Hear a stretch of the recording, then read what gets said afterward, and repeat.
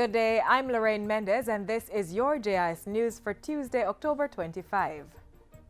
Prime Minister Andrew Holness says his administration is pursuing a range of initiatives to drive economic growth and job creation through the expansion of micro, small and medium enterprises, MSMEs.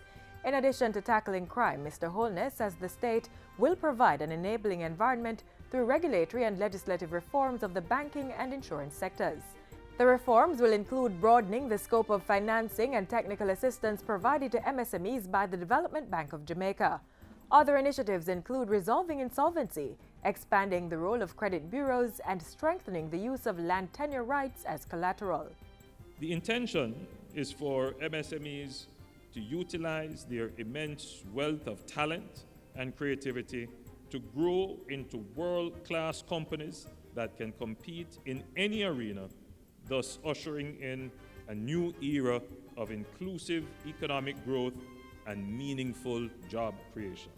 The Prime Minister was speaking in Montego Bay on Monday at the opening of a three-day forum for market investment and capital conference. The Forumic Conference, which is supported by the Inter-American Development Bank, is being held under the theme Creating Opportunities Through Financial Inclusion. The parish of Westmoreland is to receive 40 new garbage trucks by year-end. The trucks, valued at approximately $250 million, are being purchased by the local government ministry with support from the Jamaica Social Investment Fund. Portfolio Minister Desmond McKenzie made the announcement as he addressed a recent meeting of the Westmoreland Parish Council.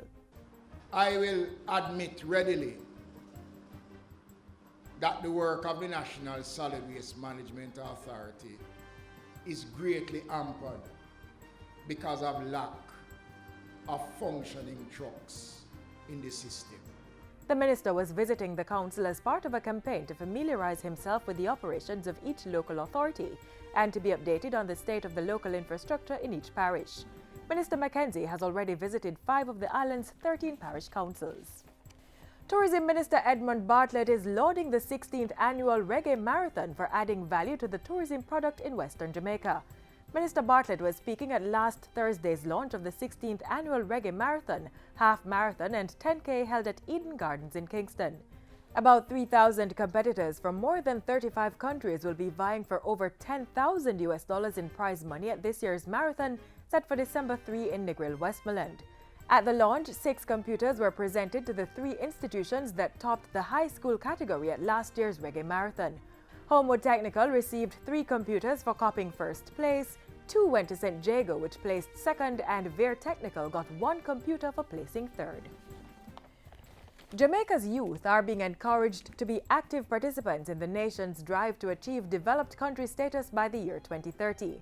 Governor General Sir Patrick Allen made the charge recently, saying young people are not allowed to be bystanders, but must occupy their space, aspire to do the right thing and achieve. He was addressing the second in a series of the I Believe Initiative Youth Consultative Conference for the County of Middlesex. You are never to give up despite your circumstances.